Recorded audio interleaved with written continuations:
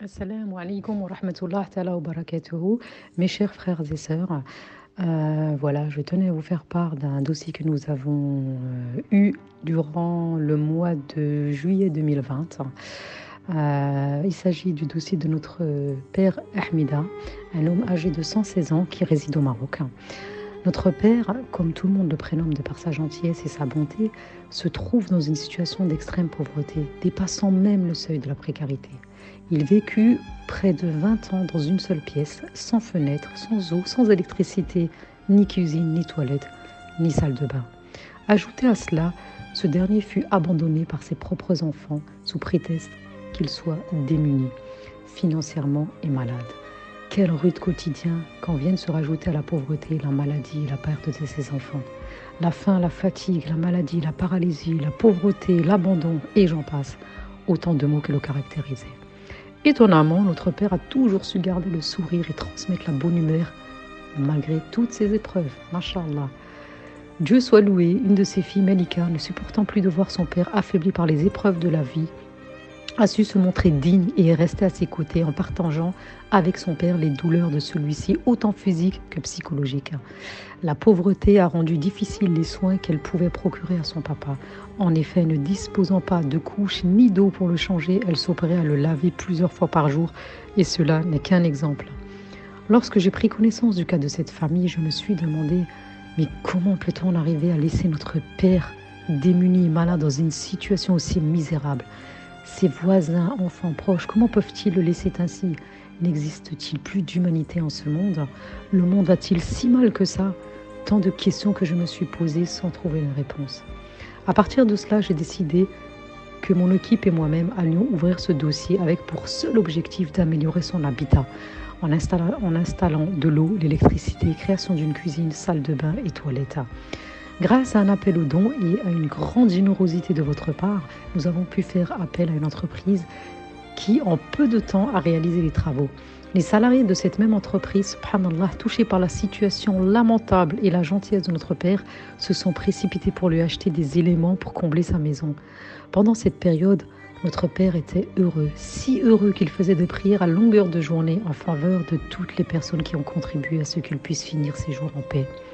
Tous les jours, il passait voir l'avancée des travaux, fantasmant à l'idée de pouvoir vivre un jour dans cette maison.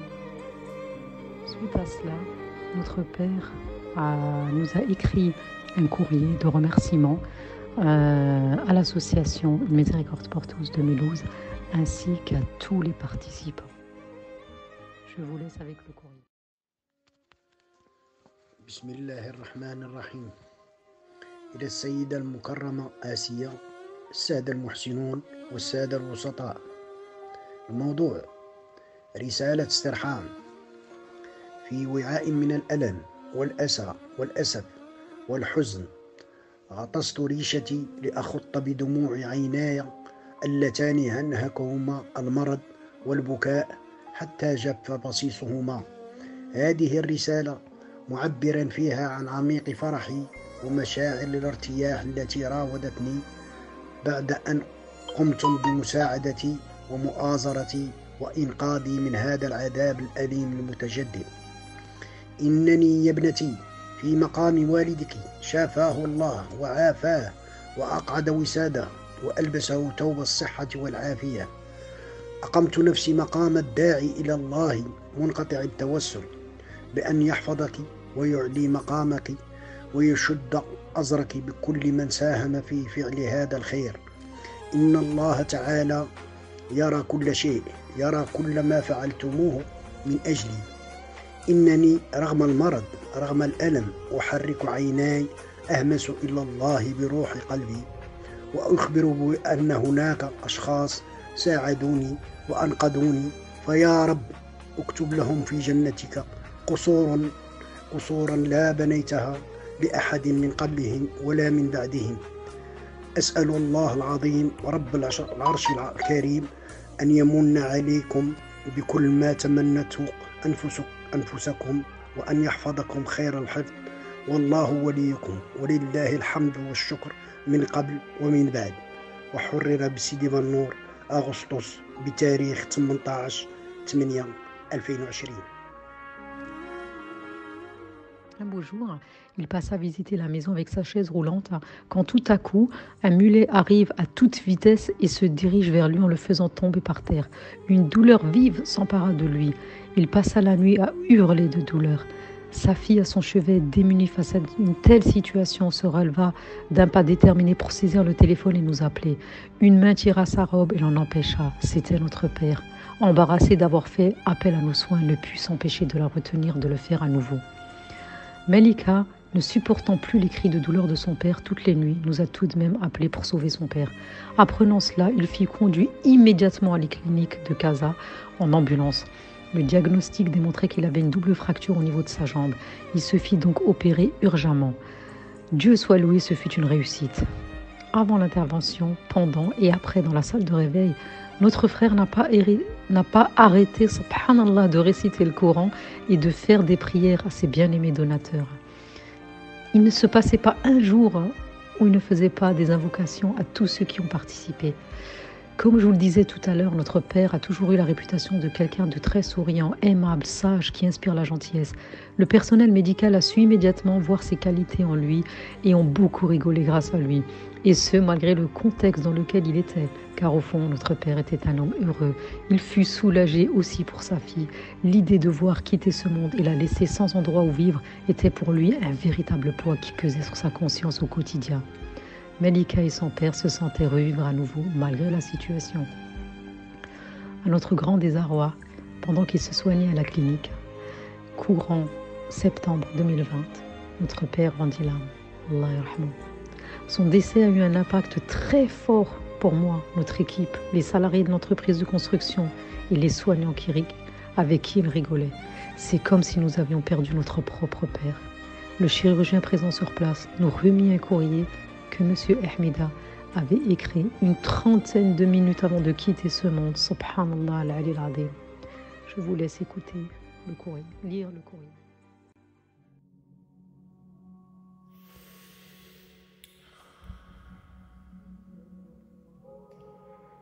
Bismillahirrahmanirrahim. إن الله تعالى لطالما ابتلى الناس بشتى أنواع المصائب والشدائد، وقد ابتلاني بمرض عضال هائل لم ينفع معه دواء، أزهق روحي وأسلمتها في رضوان من الله إلى بارئها بعد صراع مع هذا المرض العنيد الذي فتك بجسدي وآلمني وأذهب عقلي.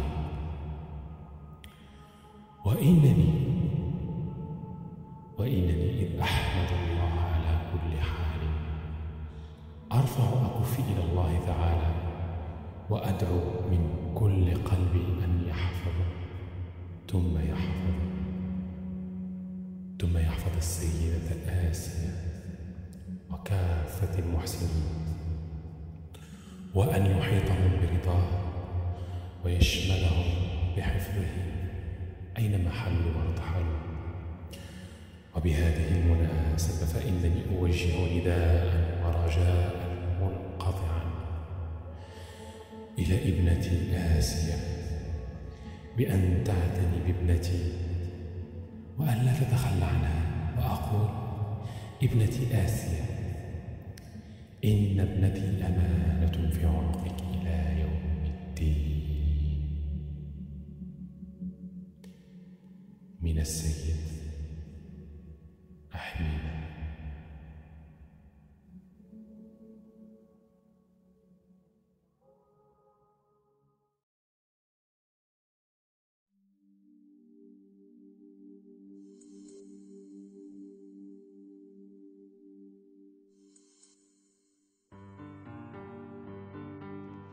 Sa fille Melika, sous le choc, s'est évanouie. Une fois réveillée, le choc fut tel qu'elle perdit l'usage de la parole et de ses deux jambes. 3 interventions ont dû lui être pratiquées pour pouvoir la sauver dans la clinique où était son père. Allah yarhamou. Les interventions se sont très bien passées et elle devra retourner chez elle très rapidement. Dieu merci. Aujourd'hui, notre sœur ne peut ni parler ni se déplacer seule.